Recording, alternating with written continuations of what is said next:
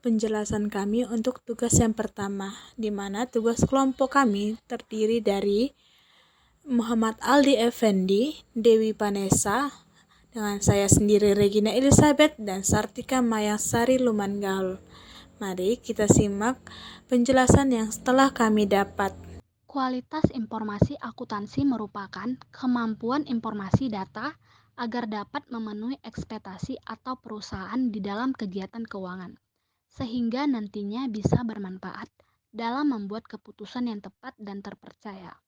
Kualitas informasi yang relevansi mengacu pada seberapa membantu informasi akuntansi tersebut untuk proses pengambilan keputusan keuangan.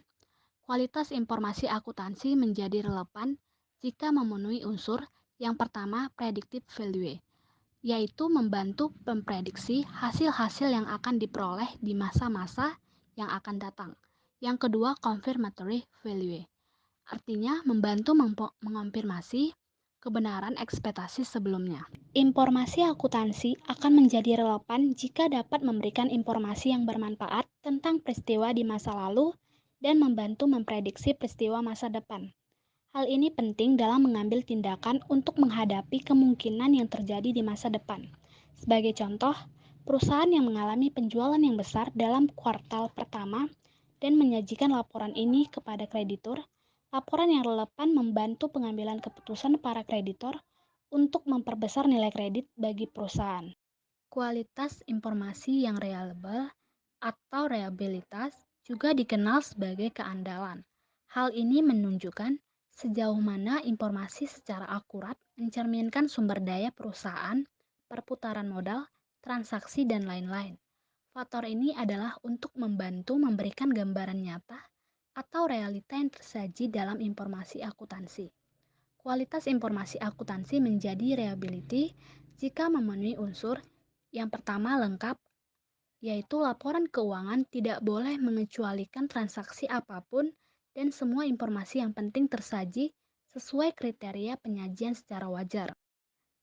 Yang kedua netral, yaitu informasi laporan keuangan tidak dibuat atas dasar kepentingan salah satu pihak, baik eksternal maupun internal. Yang ketiga bebas dari kesalahan, yaitu sejauh mana informasi bebas dari kesalahan. Kualitas informasi yang comparable, yaitu laporan akuntansi harus dapat dibandingkan. Laporan keuangan harus dapat memberikan kemudahan bagi pemakainya dalam membandingkan laporan keuangan antar periode sehingga dapat mengidentifikasi kecenderungan posisi dan kinerja keuangannya. Laporan harus dapat dibandingkan dengan laporan keuangan perusahaan lain agar dapat dievaluasi baik posisi keuangan, kinerja, maupun perubahan keuangan secara relatif. Prinsip akuntansi akrual. Dalam akuntansi keuangan, akrual adalah mengacu pada pencatatan pendapatan yang diperoleh perusahaan tetapi belum menerima pembayaran dan biaya yang telah dikeluarkan tetapi perusahaan belum membayar. Metode ini mengikuti prinsip pencocokan yang menyatakan bahwa pendapatan dan beban harus diakui pada periode yang sama saat terjadinya transaksi. Pengertian prinsip akrual adalah konsep akuntansi yang mengharuskan transaksi dicatat dalam periode waktu terjadinya. Terlepas dari kapan arus kas aktual untuk transaksi tersebut diterima, ide di balik prinsip akrual adalah bahwa peristiwa keuangan dikenali dengan benar dengan mencocokkan pendapatan dengan biaya ketika transaksi seperti penjualan, daripada ketika pembayaran sebenarnya untuk transaksi tersebut dapat diterima. Konsep akrual dianggap sebagai praktik akuntansi standar untuk perusahaan besar dan didukung oleh standar pelaporan keuangan internasional dan prinsip akuntansi yang diterima umum. Kerangka kerja akuntansi ini memberikan pedoman bagi bisnis di seluruh dunia tentang cara menghitung pendapatan dan pengeluaran selain hanya menggunakan tanda terima kas. Bisnis besar menganggap prinsip akrual sebagai sistem akuntansi yang paling valid untuk menentukan posisi keuangan dan arus kas operasi bisnis mereka, dengan pendapatan dan biaya terkait dicatat dalam periode pelaporan yang sama. Bisnis yang menghasilkan pendapatan lebih dari 5 juta dolar diharuskan menggunakan prinsip akrual untuk tujuan perpajakan. Berikutnya, biaya historis dan nilai wajar. Pada dasarnya, akuntansi biaya historis atau historical cost adalah nilai suatu aset yang mengacu pada harga beli maupun nilai moneter secara real. Hal ini secara tidak langsung juga akan mempengaruhi debit dan kredit dalam pembukuan dengan menggunakan pencatatan biaya historisnya.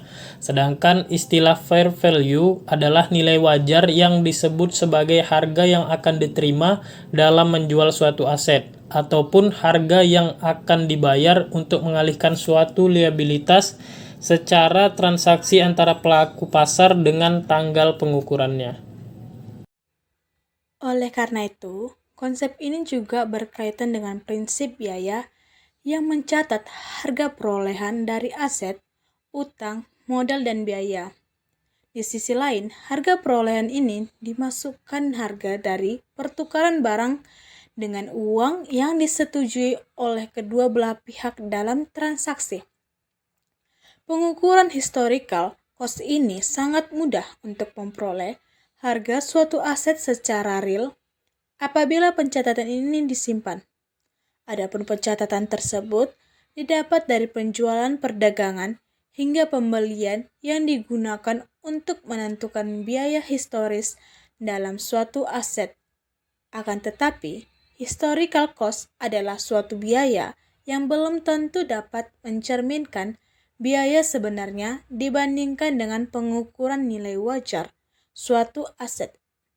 Tentunya akan menjadi penyimpanan nilai aset dalam biaya historis terhadap harga pembelian secara aslinya bisa dilihat dari waktu ke waktu. Contohnya, seseorang menjual gedung perkantoran senilai 500 juta. Akan tetapi, setelah penjualan tersebut sudah lewat dari 15 tahun yang lalu, maka di pasaran gedung perkantoran ini menjadi senilai 1.200.000.000 juta. Penerapan prinsip biaya historis ini juga berdampak pada jalannya siklus akuntansi. Contohnya dalam pembuatan laporan keuangan. Prinsip biaya historis yang digunakan oleh perusahaan harus dapat mencatat dan memperhitungkan semua aset dengan harga pembelian atau biaya secara real di neraca, di mana prinsip ini ternyata tidak mencerminkan penyesuaian harga yang secara fluktuasi di pasar, sehingga akibatnya adanya perubahan akibat fluktuasi inflasi. Maka dari itu, prinsip biaya historis ini juga merupakan dasar dari trade-off yang secara berkelanjutan sebagai kendala dan kegunaan pada suatu aset. Sementara itu, tanpa adanya penyesuaian pun, biaya historis dalam suatu aset dapat diandalkan. Walaupun tidak sepenuhnya berguna untuk jangka panjang. Contohnya jika perusahaan telah membeli gedung perkantoran seharga 500 juta saat 15 tahun yang lalu, maka prinsip ini tidak dapat memberikan gambaran secara umum mengenai nilai wajar aset saat ini. Sebagai kesimpulan, nilai wajar aset dalam pasar akan terbukti lebih bermanfaat. Akan tetapi, nilai wajar ini hanya bisa diasumsikan sebagai subjektif saja. Sedangkan dalam prinsip biaya historis, mengandalkan sifatnya secara objektif. Selain itu, prinsip ini juga berlaku pada kewajiban. Materi ketiga, prinsip materialitas atau materiality principle. Prinsip materialitas atau materiality principle adalah besarnya suatu kelalaian atau salah saji dalam laporan keuangan suatu entitas yang dapat membuat orang yang mengandalkan laporan keuangan tersebut akan terpengaruh atau mengambil keputusan yang berbeda dengan apabila dia mendapatkan informasi yang benar. Materialitas menentukan apakah akuntan harus atau tidak harus menerapkan ketentuan standar akuntansi yang berlaku. Misalnya, apakah suatu biaya perlu dikapitalisasi dan diamortisasi atau tidak? Atau apakah suatu pos disajikan terpisah atau digabung dengan yang lain? Materialitas yang juga menentukan apakah suatu laporan keuangan perlu disajikan ulang atau cukup dikoreksi saja. Tidak ada pedoman definitif untuk membedakan informasi material dengan yang tidak material, sehingga akuntan harus menggunakan pertimbangan profesional untuk itu. Sebagai patokan umum, setiap pos yang mewakili sedikitnya 5% dari total aset harus disajikan secara terpisah dalam neraca. Namun, pos yang lebih kecil dari itu dapat dianggap juga dengan material. Misalnya, jika pos itu akan mengubah laba bersih menjadi kerugian bersih, atau menyebabkan rasio keuangan entitas menjadi keluar dari persyaratan pemberian pinjaman atau kepatuhan terhadap regulasi.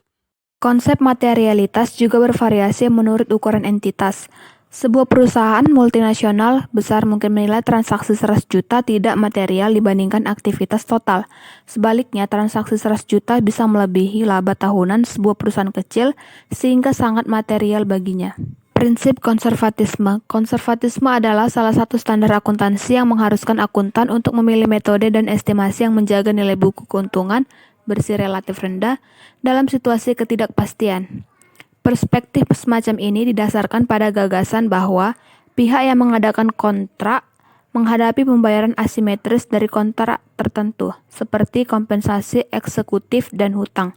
Akibatnya, pembayaran mengarah pada pelaporan keuangan yang lebih tepat waktu yang berpotensi berdampak pada pihak-pihak yang terikat kontrak.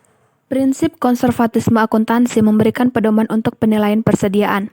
Prinsip-prinsip tersebut mengharuskan perusahaan untuk menggunakan biaya historis atau nilai pengganti ketika mengestimasi nilai pelaporan untuk persediaan.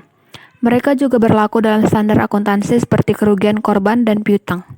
Misalnya, perusahaan yang mengharapkan untuk memenangkan litigasi wajib memenuhi semua persyaratan pengakuan pendapatan sebelum melaporkan keuntungannya.